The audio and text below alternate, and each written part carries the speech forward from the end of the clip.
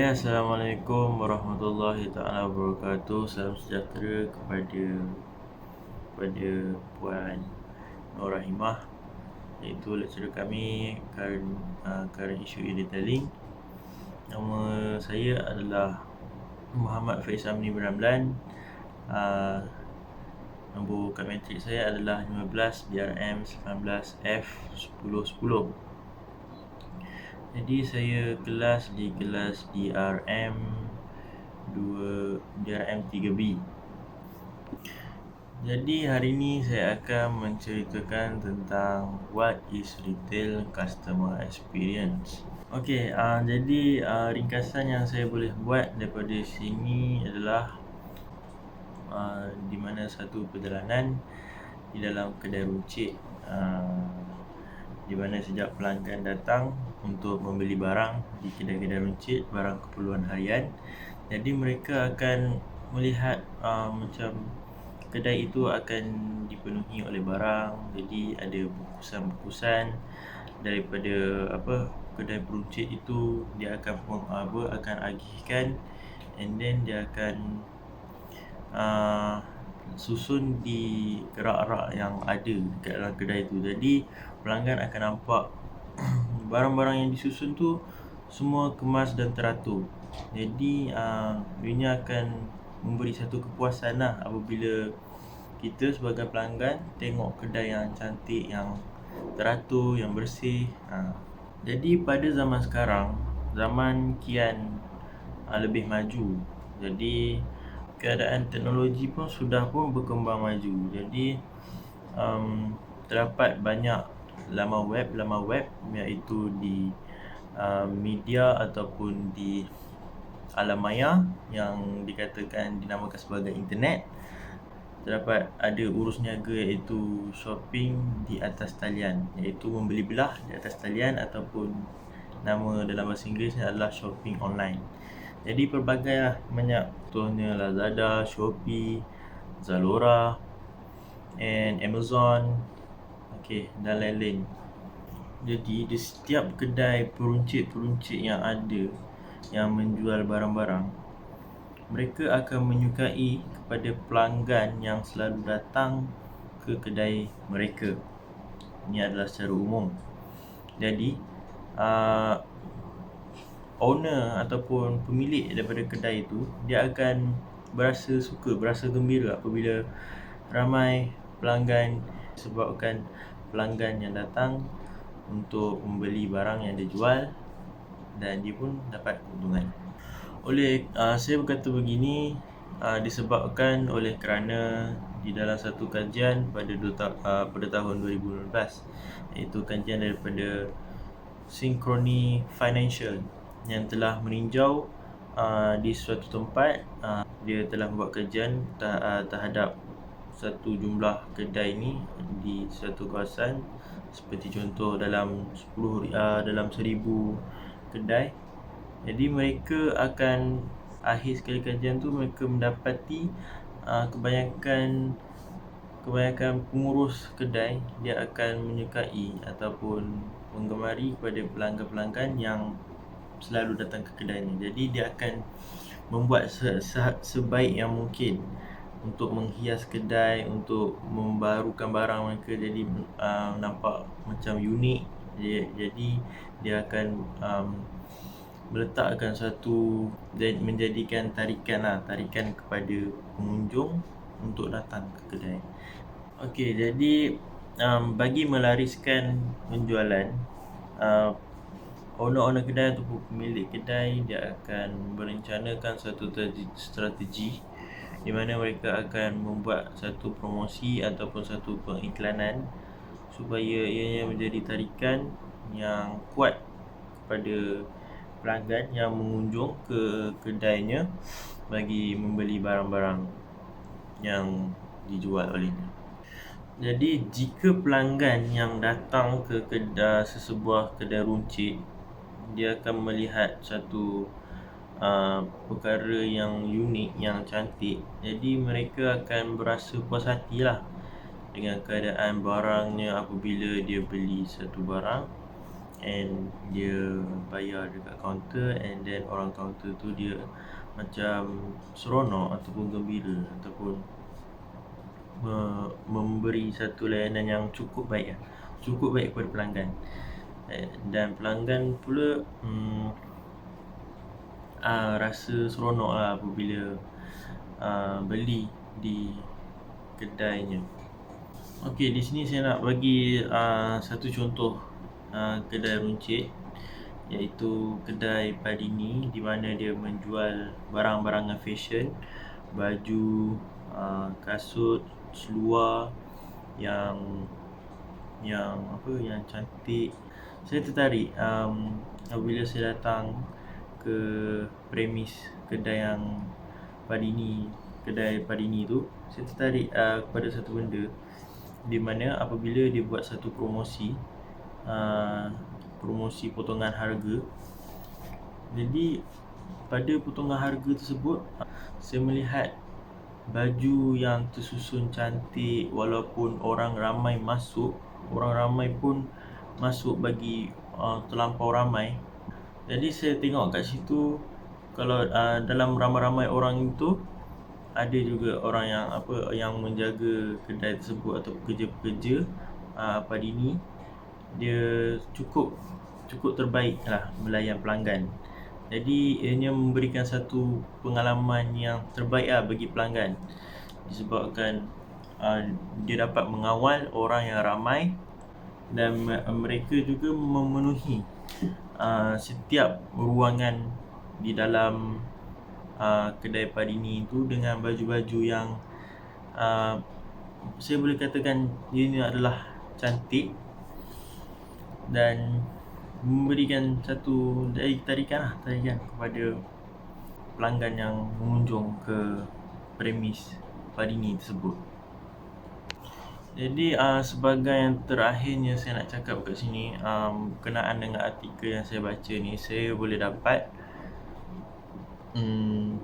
pelanggan datang ke kedai, pelanggan bukan macam 100%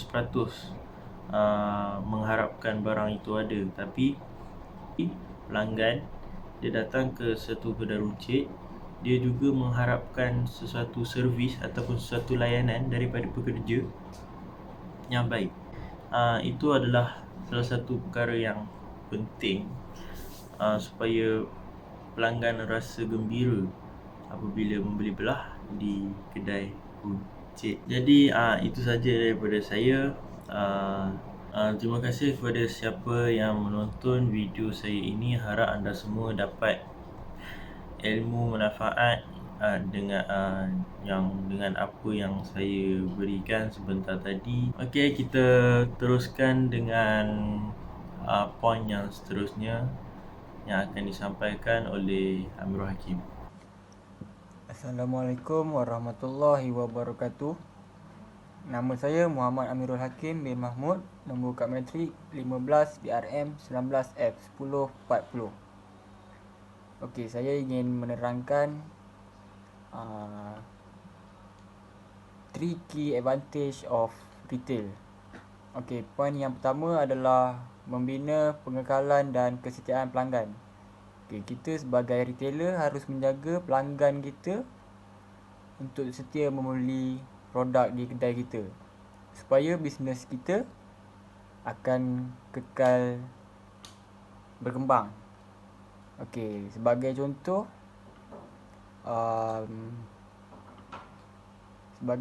kita buat satu kontes atau cabutan bertuah sebulan sekali atau 2 bulan sekali. Okey, kita boleh bagi hadiah yang menarik di situ, contohnya kereta motor. Okey, ini untuk menarik pelanggan untuk datang ke kedai kita. Okey, contoh yang lain, kita harus menghargai pelanggan. Macam apabila dia datang dekat kedai kita, kita harus layan dia dengan sebaik mungkin. Contohnya apabila dia datang kedai kita, kita bagi dia salam, kita cakap welcome dekat kedai kita. Lepas dia beli barang, kita harus bagi ayat perhargaan. Contohnya terima kasih datang lagi. Macam tu. Okey, poin yang kedua, meningkatkan penjualan dan sokongan pelanggan. Okey, di sini poin ni dia cakap macam tu sebab sekarang ada setengah pelanggan, kalau dia tak puas hati atau ada berlakunya kerosakan pada produk dia akan update dekat media sosial. Okey, ni bahaya untuk sebuah bisnes sebab media sosial sekarang ni, kalau kita buat apa je, dia mudah viral. Okey, apabila dia viral, benda ni tersebar, sesebuah perniagaan itu akan jatuh. Sebagai contoh yang kita boleh tengok yang ada viral baru-baru ni, menunjukkan seorang perempuan tu, dia cakap dalam video dia, pekerja dekat kedai tu layan dia dengan teruk sebab perempuan tu datang kedai tu pakai slipper, pakai tudung sarung, pakai baju biasa. Sebab kedai tu kedai brand lah. Contoh yang ketiga, poin yang ketiga, meningkatkan nilai seumur hidup pelanggan. Okey, ini dia cakap ni, okey, ni sangat penting untuk meningkatkan hasil perniagaan. Kita harus memberi layanan yang baik. Sebab apa? Sebab dia ni berkait rapat dengan poin nombor 1, iaitu kesetiaan pelanggan. Okey, kita harus bagi dia pengalaman yang baik lah. Dia datang kedai kita macam layan dia baik-baik. Okey, so dia ada pengalaman lah dekat kedai kita. Dia cakap kedai kita bagus. Sebab apa? Sebab kita layan dia dengan baik. Sebagai contoh, seperti mana yang dekat nombor 1 tadi lah, kita bagi layanan yang cukup-cukup baik kat dia. So, dia akan selesa dengan kita. Dia akan datang kedai kita. Kalau dia nak beli barang, first yang dia akan pergi kedai kita. Sebab apa? Sebab kita layan dia dengan baik. Kita jangan buat jahat dengan dia. Okey. Sekian saja daripada saya, Muhammad Ibrahim.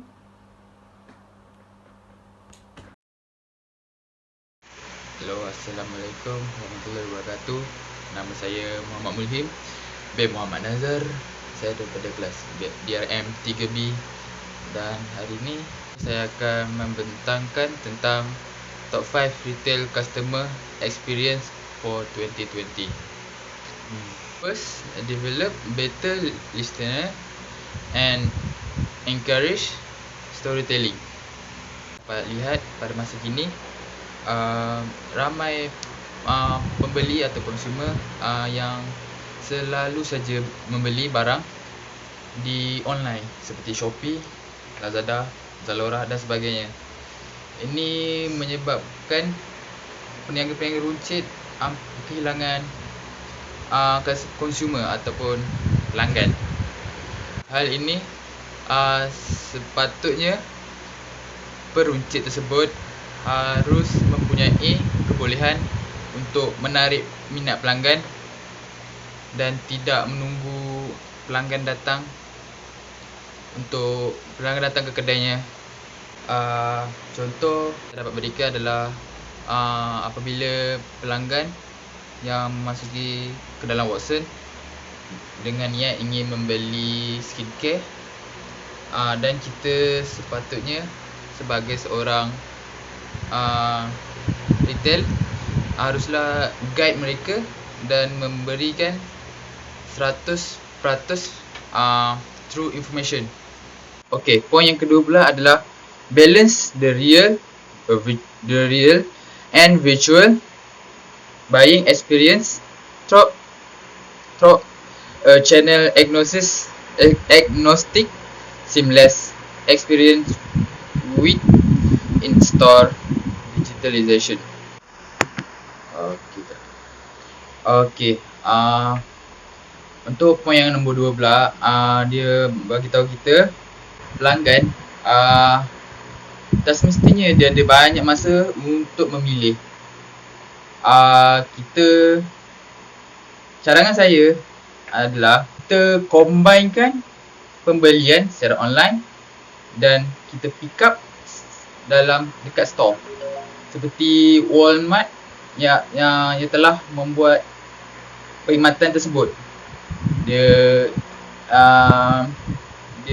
pick barang tersebut secara online dan dia akan ambil dekat store Walmart tersebut. Pelanggan itu akan ambil.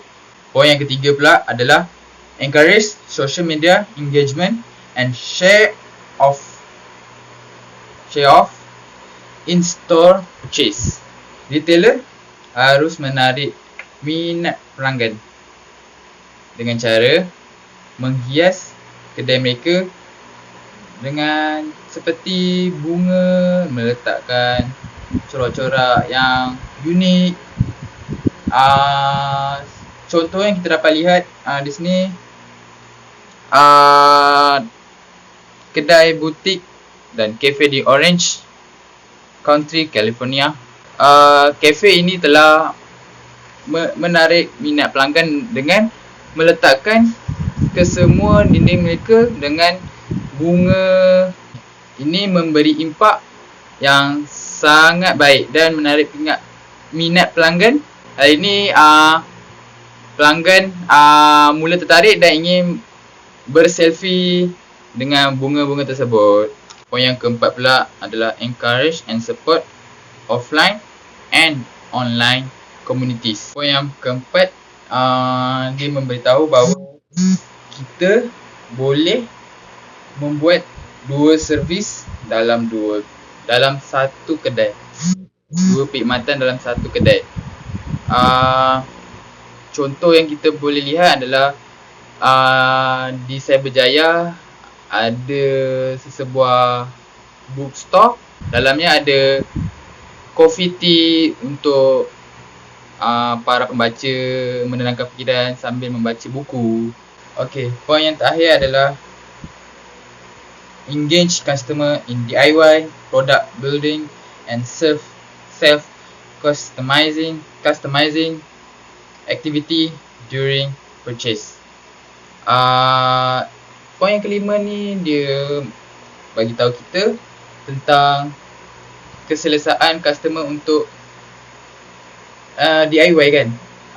Macam IKEA, dia memberikan keselesaan kepada customer untuk membuat pilihan mereka membeli dengan harga runcit. Itu saja daripada saya.